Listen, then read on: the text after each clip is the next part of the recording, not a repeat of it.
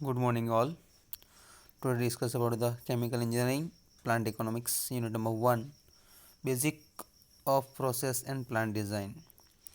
Previous lecture में આપણે plant design જોઈએ હતા, basic consideration for a plant design and a chemical engineering, design process and also equipment design and a building design વિશે. Now start the feasibility survey. How to start the point. So before any details of work is done for 12 to 15 points. Okay, so now start the feasibility survey. Before any detailed work is done of the design. Okay, કોઈ બી કાર્યને પૂર્ણ કરવા પહેલાં installation કરવા પહેલાં design કરવું અગત્યનું છે. એ પહેલાં આપણે ડિઝાઇન કરીશું. અને ટેકનિકલ અને ઇકોનોમિક ફેક્ટર્સ છે એના બેઝિસ પર આપણે જોઈએ કે process should be examined. The some various reaction and the physically process involved must be considered in this process. Any selection criteria plant design ના બેઝિસ પર જોઈશું આપણે કે કઈ રીતે આપણે એનું સિલેક્શન કરવાનું છે તે. Okay, before any detailed work is done on the design, the technical and economic factors of the process should be examined, and the various reactions and the physical process involved must be considered, along with the existing and potential market conditions for the particular product. શરૂઆતનું કાર્ય એને સર્વે કરવા માટે આપણે feasibility સર્વે જોઈએ છીએ. These types gives an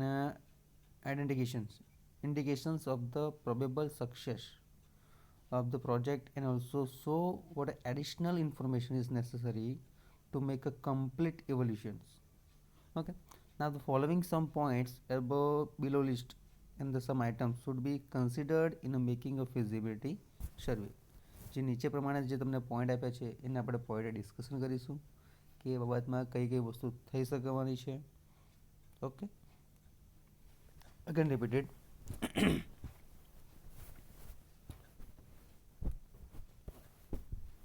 feasibility સર્વે કોઈ બી કાર્ય કરવા પહેલાં આપણે ડિઝાઇન કરવું અગત્યનું છે અને એના માટે ટેકનિકલ ફેક્ટર્સ બી જોવાના છે આપણે. The technical and economic factors of a proposed process should be examined. The various reaction and the physical processes involved must be considered along with the existing and potential market conditions for a particular product. Preliminary survey, these types of the indications of the probable success of the some project and also shows the additional information is necessary to make a complete evaluation. The following is a list of items that should be considered in making a feasibility survey. Now the first point is a raw material. હવે raw material ના basis પર કઈ રીતે કાર્ય થાય કે material કયા પ્રકારનું છે, એની અવેલેબિલિટી ક્યાં ક્યાં અવેલેબલ છે, ક્વોલિટી અને ક્વોન્ટિટી, એનો કોસ્ટ કેટલો છે તે જોવાનું છે. કેમ કે આપણને કંઈ બી કામ કરવું છે એના પહેલાં તો આપણે જોઈએ ઇન્વેસ્ટમેન્ટ, કે આપણે ઇન્વેસ્ટમેન્ટ કઈ રીતે કરી શકીએ, એમાંથી આપણે પ્રોફિટ કેટલું મેળવી શકીએ.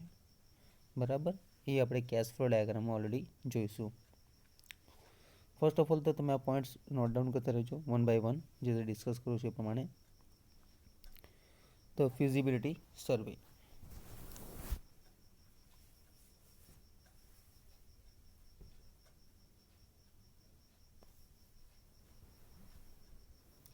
ના જે રો મટીરિયલ જોઈએ આપણે કે રો મટીરિયલ આપણને ક્યાં ક્યાં મળે છે. બરાબર, એ રો મટીરિયલ ક્યાં ક્યાં મળે, પછી એની એ ક્યાં ક્યાં અવેલેબલ છે, એની ક્વોન્ટિટી અને ક્વોલિટી કેટલી છે, કોસ્ટ કેટલો છે, એ આપણે બધું ધ્યાનમાં રાખવું પડે. બરાબર, સેકન્ડ પોઈન્ટ જોઈએ હવે થર્મોડાયનેમિક્સ અને it's a kinetic.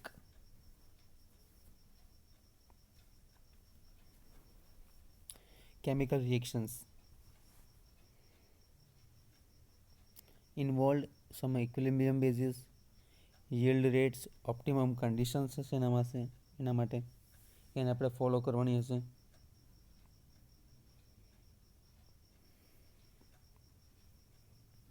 Okay, this is the important in the some factors.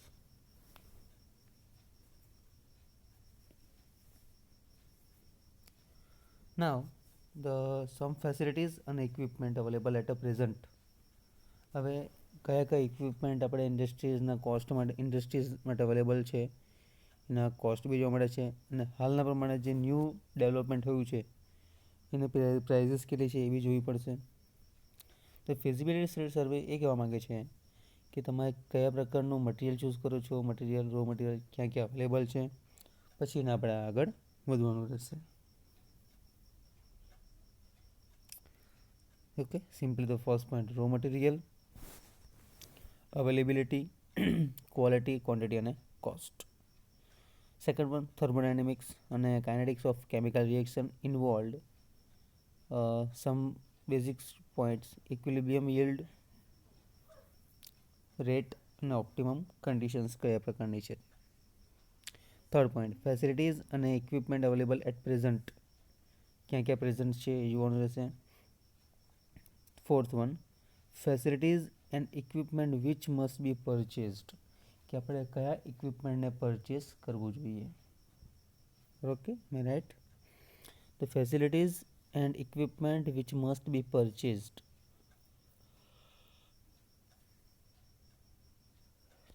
And then estimation of production cost and total investment. કોઈ બી પ્રકારનું તમે મટીરિયલ પરચેસ કરો છો એની પ્રોડક્શનની કોસ્ટ કેટલી છે એ ખૂબ અગત્યની છે. એના માટે ટોટલ ઇન્વેસ્ટમેન્ટ કેટલું લાગવું પડે એ બી અગત્યનું છે. ઓકે, તો ફર્સ્ટ 5 પોઈન્ટમાં આપણે જોયું કે ફર્સ્ટ છે રો મટીરિયલ. શું આવે છે એમાં રો મટીરિયલ્સમાં, કે ક્યાં ક્યાં અવેલેબલ છે, એની ક્વોન્ટિટી અને quality. Last one is a cost. સેકન્ડમાં જો આપણે થર્મોડાયનેમિક્સ અને કાઇનેટિક કેમિકલ રિએક્શન્સ, એમાં ઇક્વિલિબ્રિયમ, yield, સમ રેટ, ઓપ્ટિમમ કન્ડિશન્સ. ઓપ્ટિમમ ડિઝાઇનના બેઝિસ પર જે આપણે લાસ્ટ યુનિટમાં આવશે એમાં ઓપ્ટિમમ ઇકોનોમિક ડિઝાઇન અને ઓપરેશન્સના બેઝિસ પર સમ ગ્રાફિકલ સિસ્ટમ છે એને આપણે ફોલો કરીશું. ઓકે, થર્ડ વન ફેસિલિટીઝ અને equipment available at present scenario, કે ક્યાં ક્યાં અવેલેબલ છે, એના માટે ગ્રોથ કેટલો છે કંપનીનો, એનું માર્કેટિંગ કેટલું થવાનું છે, બધી ઇન્ફોર્મેશન મેળવ્યા પછી આપણે ઇન્વેસ્ટમેન્ટ કરી શકીએ. Most important. Okay, now the fourth one point facilities and equipment which must be purchased, કે આપણે કયું ઇક્વિપમેન્ટ પરચેસ કરવું જોઈએ. Number 5 estimation of production cost અને ટોટલ ઇન્વેસ્ટમેન્ટ. હવે પ્રોડક્શન કોસ્ટ અને ઇન્વેસ્ટમેન્ટ ક્યાંથી આવે, ટોટલ ઇન્વેસ્ટમેન્ટ, કે ત્રણ વસ્તુ છે. Total investment TI is equal to fix capital investment અને વર્કિંગ કેપિટલ ઇન્વેસ્ટમેન્ટ. આ ત્રણ વસ્તુ ભેગું થાય તો આપણને મળે છે ઇન્વેસ્ટમેન્ટ, કે કેટલું આપણે ઇન્વેસ્ટમેન્ટ કરવું. ઓકે, આ ડિટેલ્સ આપણે ડાયાગ્રામમાં જોવાના છે, કેશ ફ્લો ડાયાગ્રામ માટે ડિટેલમાં જોઈશું. નાવ નંબર 6 પોઈન્ટ તો પ્રોફિટ, કે પ્રોફિટ આપણે મેળવવો ક્યાંથી. તો પ્રોબેબલ એન્ડ ઓપ્ટિમમ પર પાઉન્ડ ઓફ ધ પ્રોડક્ટ અને પર year return on investment. Okay, તો પ્રોફિટ મેળવવા માટે પહેલાં તો તમને જે કીધું એ પ્રમાણે પ્રોડક્શન આપણે કરવાના છે એનું માર્કેટિંગ કેટલું છે, કેટલા પર્સન્ટેજ આપણને કેટલું પરચેસિંગ થાય છે, કેટલા પર્સન્ટેજ આપણને પ્રોફિટ મળે છે એ જોવાનું રહેશે. નાવ ધ મટીરિયલ અને construction, this is the most important point, કે આપણે જે પ્રોડક્ટ માટે ડેવલપ કરવાના છે પ્લાન્ટ ડિઝાઇન. ઓકે, તેના માટે મટીરિયલ કેવું હોવું જોઈએ, ગુડ ક્વોલિટી.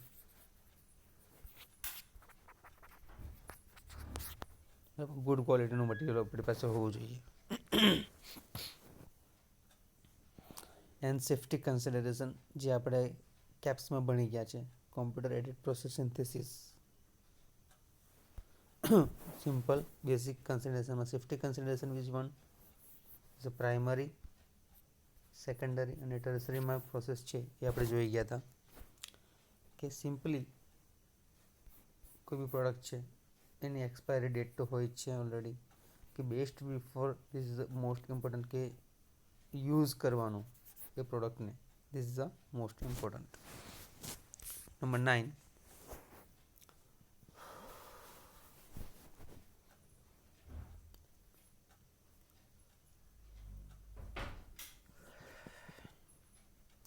માર્કેટ, જે તમને મોસ્ટ ઇમ્પોર્ટન્ટ પોઈન્ટની વાત કરી. સિમ્પલી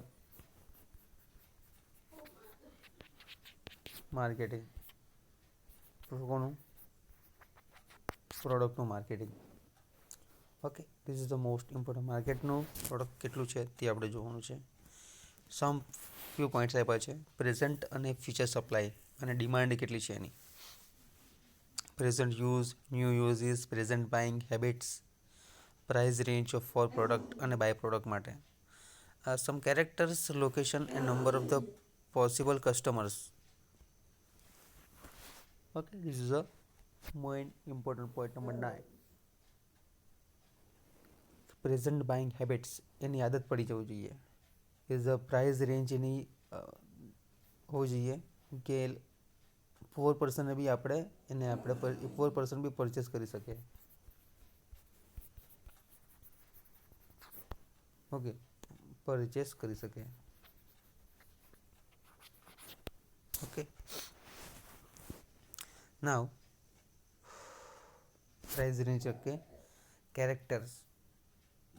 ઓકે, એનો બિહેવિયર જે આપણે પરચેસ કરવાનું છે, જે સેલ્સિંગ કરવાનું છે માર્કેટિંગ માટે, એ વ્યક્તિનું કેરેક્ટર કેવું છે, આપણું લોકેશન્સ કેવું છે માર્કેટિંગનું. Okay, number of the possible customers, આપણે કેટલા કસ્ટમર્સને આપણે એટ્રેક્ટ કરી શકીએ પરચેસ માટે, પ્રોડક્ટ માટે, એ ખાસ આપણે જોવાનું રહેશે. નાવ કોમ્પિટિશન્સ. ઓકે, બધી જગ્યાએ કોમ્પિટિશન ચાલે છે મોસ્ટ ઓફ ઓલલી. તમે કોઈ બી જગ્યાએ જાઓ, કોઈ બી કંપની લઈ લો, બરાબર, એની પ્રોડક્ટ લઈ લો, કોસ્ટ લઈ લો, માર્કેટિંગ લઈ લો, બધી જગ્યાએ કોમ્પિટિશન ચાલે જ છે already. Okay, overall production is a statistics, some comparisons of various manufacturing process અને પ્રોડક્ટની સ્પેસિફિકેશન અને કોમ્પિટિટર્સ. સમ ચેન્જીસ, આપણે કોઈ બી પ્રોડક્ટ લઈ લો, બરાબર, સિમ્પલી કોઈ બી પ્રોડક્ટ છે આપણી પાસે, એમાં સમ ચેન્જ કરી દઈએ આપણે 1% બી, તો એ પર્સન બધા આપણી પાસે એટ્રેક્ટિવ થશે અને પરચેસ કરશે આપણા પ્રોડક્ટને. This is a positive thinking.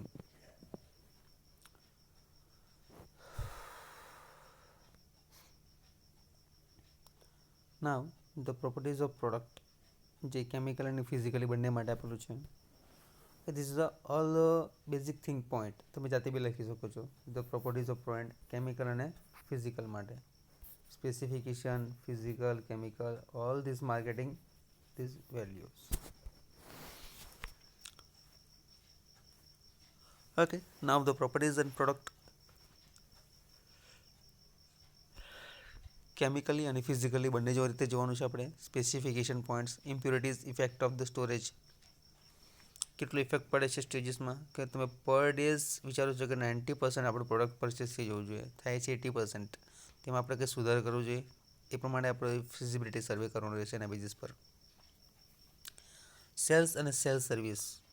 Okay, the method of the selling અને ડિસ્ટ્રીબ્યુટિંગ ધ, ઓકે, એડવર્ટાઇઝિંગ કરવાનું રહેશે, રિક્વાયર્ડ છે. ટેકનિકલ સર્વિસ રિક્વાયર્ડ જરૂરી છે, કે તમે એડ આપો છો એન્ડ ધ બેનર્સ લગાવો છો. This is the most profitable in your product in our companies. Now the shipping restriction and some containers transportation માટે જરૂરી છે. પ્લાન્ટ લોકેશન અગત્યનું છે. પ્લાન્ટ લેઆઉટ અને પ્લાન્ટ લોકેશન આપણે ડિટેલમાં ભણવાના છે. પ્લાન્ટ લેઆઉટ એન્ડ લોકેશન એ આપણે ડિટેલમાં જોવાના છે. In the shipping restriction, plant location અને પ્લાન્ટ સિચ્યુએશન અને લીગલ રિસ્ટ્રિક્શન. હવે સમ બેઝિસ આપણે જોઈ ગયા હતા કે when detail data on the processes અને film product specification are available, a complete market analysis combined with the consideration of all sales factors should be made. This analysis can be based on the breakdown of the items 9 through the 15 and indicated in the prediction list માં આપણે જોવામાં આવે છે. તો main છે આપણી પાસે 15 point. Okay, this is the main 15 points, this one. Okay, important question, 7 marks. Okay, thank you.